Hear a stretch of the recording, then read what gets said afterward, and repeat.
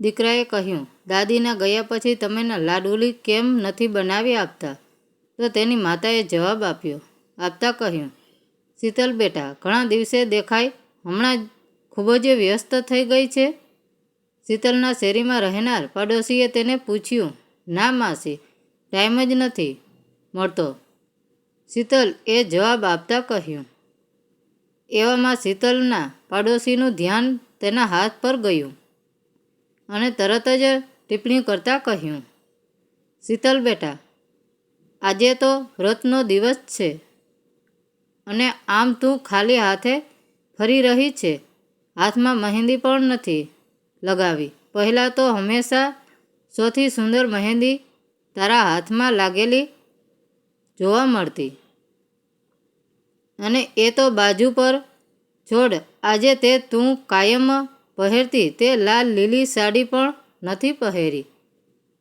ત્યારે શીતલ જવાબ આપતા કહ્યું, અરે માસી, આજે બધું જલ્દીમાં થયું, એમાં હાથ ઉપર મહેંદી લગાવવાની યાદ જ ન આવી.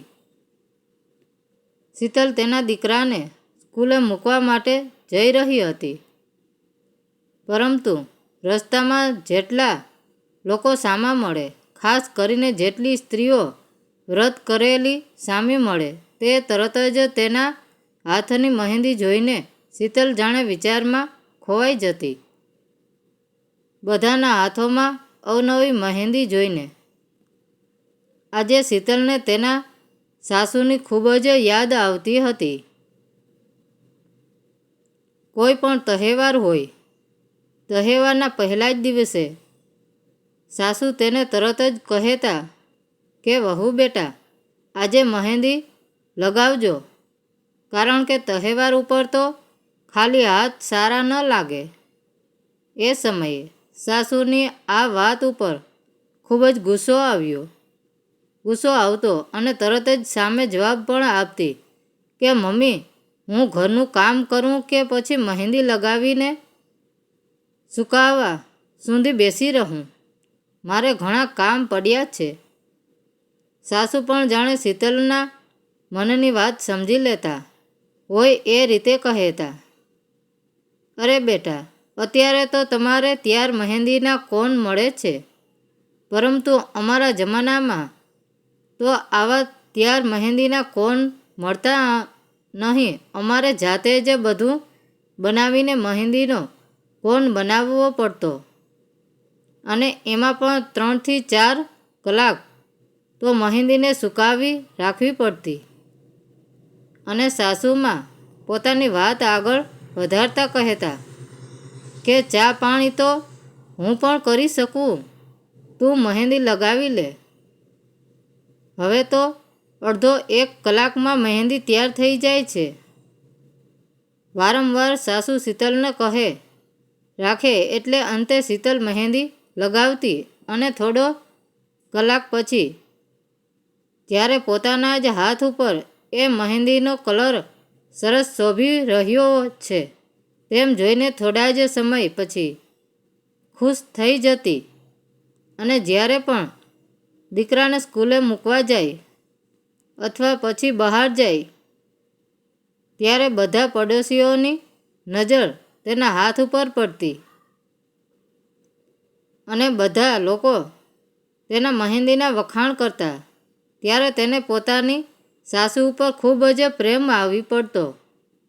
શીતલ દીકરાને સ્કૂલે મૂકીને ફરી પાછી ઘરે આવી અને ફરી પાછી સાસુની યાદમાં ખોવાઈ ગઈ. શીતલના સાસુના ગયા પછી શીતલને ઘેરો આઘાત લાગ્યો હતો અને તે તેના સાસુને અવારનવાર યાદ કરતી રહેતી હતી. હજુ શીતલ જમી ત્યાં દીકરાને સ્કૂલેથી તેડવા જવાનો ટાઈમ થઈ ગયો હતો. દીકરાને સ્કૂલેથી તેડીને આવતા પણ બધા લોકોના હાથમાં મહેંદી જોઈને શીતલને જૂના દિવસો યાદ આવતા. શીતલ અને તેનો દીકરો બંને ઘરે પહોંચ્યા પછી થોડા જ સમય માટે ના દીકરાએ કહ્યું, મમ્મી, મને ભૂખ લાગી છે, મને કંઈક ખાવા માટે આપ. શીતલે તરત જ ત્યાં ડબ્બામાં પડેલા તૈયાર નાસ્તાના પેકેટ દીકરાની સામે રાખી દીધા અને કહ્યું, તારે આમાંથી જે ખાવું હોય તે ખાઈ લે. તરત જ દીકરાએ મોઢું બગાડીને કહ્યું, મારે નથી કરવો આવો નાસ્તો. પહેલાં તો તમે કેવા મારા માટે ઘરે ફરસાણ બનાવતા, તેમજ સાથે મગજની લાડુળી તો કાયમ હોય, પરંતુ દાદીના ગયા પછી તમે એ લાડુળી બનાવતા જ નથી.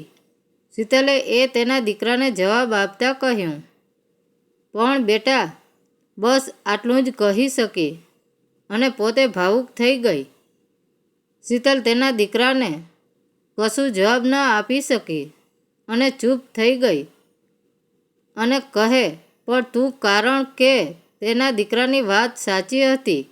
સાચે જ તેની સાસુના ગયા પછી શીતલ મગજની લાડુળી નહોતી બનાવી અને સાસુ તો કાયમ પાછળ પડી જતા કે શીતલ દીકરા ઘરમાં બનાવેલી વસ્તુઓ સારી રહે છે અને સાથે સાથે છોકરાઓને ભાવે પણ છે.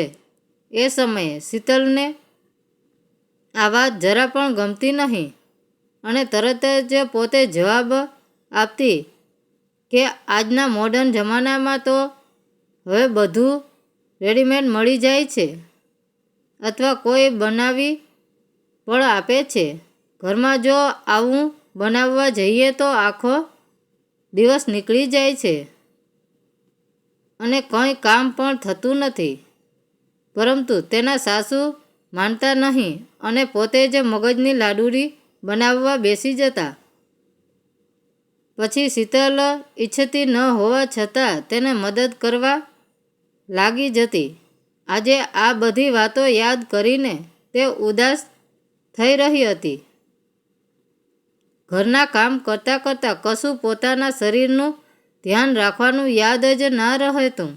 આજે વ્રત હોવા છતાં સવારથી કશું પાણી સિવાય પીધું ન હતું. ત્યારે ફરી પાછું તે ફ્લેશબેકમાં ચાલી ગઈ અને યાદ આવ્યું કે કેવા તેના સાસુ તેને કાયમ વ્રતના દિવસે સવારના ફ્રૂટના જ્યુસ પીવડાવતા અને કહેતા કે પહેલાં થોડું જ્યુસ પીધા પછી જ કામ કરજે, નહીં તો ફરી પાછું માથું ફરવા લાગશે. આજે એક પછી એક બધી વાતો શીતલને યાદ આવી રહી હતી અને આ બધી વાતો તેના મનને દુઃખ પહોંચાડી રહી હતી. તેને તેના સાસુ કંઈ પણ કહે તે જરા પણ ગમતું નહીં અને અત્યારે તેને કોઈ કહેવાવાળું હતું જ નહીં. તેમ છતાંય તે ખુશ નહોતી. તેને ક્યાંય બહાર જવું હોય તો પણ વિચાર્યા વગર જવાતું નહીં, કારણ કે ઘરના બધા કામ બાકી હોય અને બહાર ન નીકળી શકાય. ઘરેથી બધા કામ કરીને બહાર ગયા હોય અને ફરી પાછું ઘરમાં આવીને તરત જ કામે લાગી જવાનું. આ સિવાય બહાર ગયા હોય ત્યારે પણ ઘર વિશે અનેક ટેન્શન રહે, જેમ કે કોઈ બારણું ખુલ્લું તો નથી રહી ગયું ને, તેમજ વરસાદ આવે તો કપડાં બહાર તો નથી ને, ધાબા ઉપર ગાદલા ભીના ન થાય એ રીતે રાખ્યા છે કે નહીં, વગેરે અનેક ચિંતાઓ મનમાં સતાવ્યા કરે. બહાર ગયા હોવા છતાં મંત્ર ઘરે જ રહે, જ્યારે પહેલાં આવું કશું વિચારવું ના પડતું. બહાર ગયા કે તરત જ પાછળથી ઘર સાસુ સાચવી લે. આજે શીતલને બરાબર સમજાઈ ગયું હતું કે વડીલ હાજર હોય ત્યારે તેની છત્રછાયાની નીચે કાયમ આપણને રક્ષણ મળી રહે છે, જાણે કે કોઈ કવચની નીચે હોય. પરંતુ એની હયાતીમાં આપણને તેનું મહત્ત્વ સમજાતું નથી અથવા સમજાતું હોવા છતાં નજર અંદાજ કરતા હોઈએ છીએ, પરંતુ એ આપણથી દૂર જાય કે બીજી જ ક્ષણે એની ખામીનો અહેસાસ તમને પડે થવા માંડે છે. જો આ સ્ટોરી તમને પસંદ પડી હોય તો દરેક લોકો સાથે શેર કરજો.